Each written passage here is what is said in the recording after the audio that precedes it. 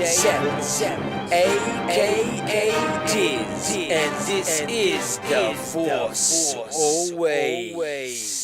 Okay, welcome to the show. Let's get into the Star Wars news. Breaking news, to be honest. The Mandalorian is Jon Favreau's new TV live action series for Star Wars coming on the Disney live streaming network. It's called The Mandalorian. That's been breaking news right now. More about that later on in the show. To more news, Solo, a Star Wars story on Blu-ray, DVD, steel case, whatever it is you like, is now out in Australia about a week after America, but it's now out. More about that as later on in the show as well. To more news, Kathleen Kennedy gets the right to work for another 3 years under Lucasfilm Disney.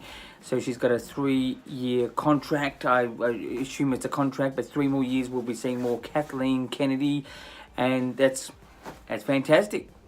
And that's pretty much the news for this time around. Pretty much straight to the point. As things down in the further in the show, I've got to discuss a bit more. So let's get into the views. Views is not about the YouTube amount of people following you, or it's not predictions. It's my story ideas. And as we've just got breaking news that The Mandalorian is Jon Favreau's new TV live action series for the Star Wars whole thing for Disney, the streaming network that's yet to be announced. What do I think it should be essentially about? And it says The Mandalorian. Does that mean one, or does that mean a lot? I would assume it would have to be a lot. It would have to be a number of them. If you're unfamiliar what The Mandalorian is, it's the guys and gals, well, guys is a general sort of thing, that look like Boba Fett or Jango Fett. Depends what generation you're from. I think it should be not about one person. It's got to be the whole a group of Mandalorians from different reaches of the galaxy. That's the story idea. I think it needs to be about that for the longevity of the show and the interesting sort of feel about it. We've had too many things in Star Wars that center on one person, either uprising and downfall, or downfall to uprise. It's a lot of solo type sort of, not Han Solo, but individuals. We need to sort of concentrate on a broad spectrum. So I think, in my views, in my story idea, it should be about a lot of Mandalorians. That's what I think. That's the views for this time around. Let's get into the reviews. Okay, Solo, a Star Wars story, has now come out on Blu-ray, DVD, Blu-ray, digital, whatever you like, it's out there right now. What do I think? Well, I tell you, here in Australia, the amount of steel case copies for the Blu-ray, Ultra, HD, whatever it is, like you call it, was very limited. Whether that was to make it very limited edition for the hardcore fans, or not to overspend. I think it's more about not overspending in trying to package this Star Wars film. That's my opinion. What do I think of the whole package? I thought one of the highlights to this, the features, was 2 parts. I thought the deleted scenes, you actually could have used a number of the deleted scenes in the actual movie. I think there was a number of things there that would have made the movie even better. But the movie was still, in my opinion, good, and very good. In my opinion, I just think, usually with deleted scenes, you sort of go, nah, that's not, I can see why that's a deleted scene. But a number of them you could have actually used in the actual film. One, I thought the snow fight thing was sort of, very small but simple, but it sort of shows, I think, a little bit of the character of Chewie and Han at the time, and even now.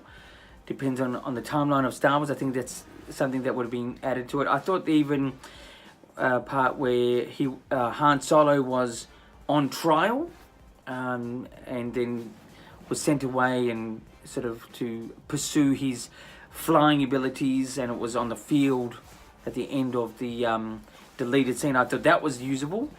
It was very well done. It showed a bit of more character about Han Solo. But I give the whole package. I got the steel case. I was one of the lucky ones on the first day to get it here. In fact, Disney nearly stuffed up here in Australia. We had a public holiday which delayed the actual delivery of the Solo movie on the opening day here, because we had a public holiday on the Friday and it was being released here on the Monday, and it was delayed, so I had to get it in the later afternoon rather than the early morning. That's how hardcore Star Wars fan I am. But I give the whole package an 8 out of 10. I think it's great features. I'd love to see more detailed features. I think still you can't top the prequels in their DVD, Blu-ray releases and the actual whole featurettes and things like that. That's great. This was very good. So I give it an 8 out of 10. Solo, A Star Wars Story, Blu-ray, DVD, digital, steel case, 8 out of 10. Great. So that's the reviews for this time around. Let's get into the interviews. Now, earlier in the show, I discussed that the breaking news is Jon Favreau's TV live action series is called The Mandalorian. What do I think of it? I think it's actually one of the coolest titles for Star Wars in a long time. Like something that's original, something that's broad, and just it sounds and looks good. So I'm all for it. I think it's fantastic. It will get the fans excited. I believe it's got me excited. Want to know more? Anyway, that's what I think. The second question is, going back to one of the news items, Kathleen Kennedy has been signed on for another 3 years for Lucasfilm Disney. What do I think will happen to Rian Johnson's trilogy that everyone's rumoured that it's going to be cut because of Rian Johnson's ability, if you look at it that way, to divide the fans? For me, I still think The Last Jedi was good. Again, there's some empty parts in it, but I think it was good. I think he's a great director. I think story-wise, he's really pushed the limits in some points, but I think he's still a good storyteller. I think he's great director. What do I think is going to happen to Rian Johnson while now Kathleen Kennedy is in charge still for the next 3 years? This would definitely say he is going to go ahead with the trilogy. That's my opinion. I think his trilogy will go ahead. She will really invest in him. As if you actually look at The Last Jedi in the documentary about the building of The Last Jedi, she really wanted him to be a part of Star Wars. They're really good friends, and that will seal the deal for Rian Johnson.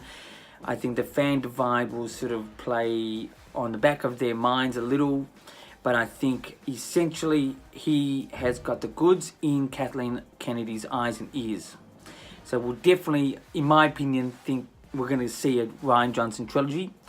I personally would like to see it. I'm not overly excited because, The Last Jedi did leave me a little bit empty, but it's still very good. I think he still can provide us some great viewing, especially directorial.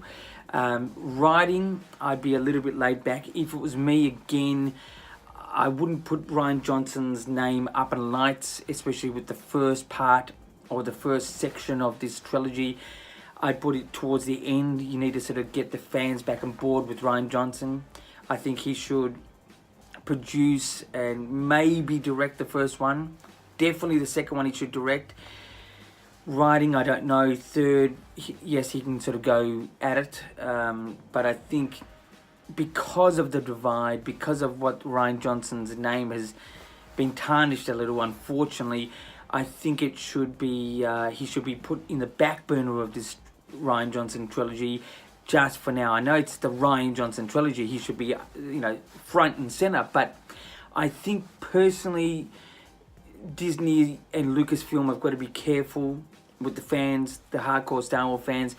Me personally, I'm happy to see him, but some others out there don't want to see him. That's what I think. But anyway, so definitely, in my opinion, Rian Johnson will be definitely getting the position for his trilogy yet to come, or to be announced, what it's all about, when it is, things like that.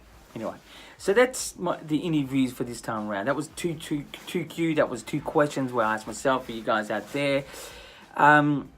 Look, please be a Patreon supporter of mine. Just go to patreon.com and then check out The Force Always. Help support the channel. I'm here on a weekly basis. Look, go to YouTube, as you're on pretty much now. Subscribe to this channel. It's a weekly basis program. News, views, reviews, and interviews by myself. Sometimes I'll interview other people. Sometimes I'll interview myself. Why not? And so subscribe, like, share, repeat the viewage of this. Send me a message via Twitter or Instagram. My details are down below. Even via YouTube, that'd be great. And until next time, as I say, keep rocking.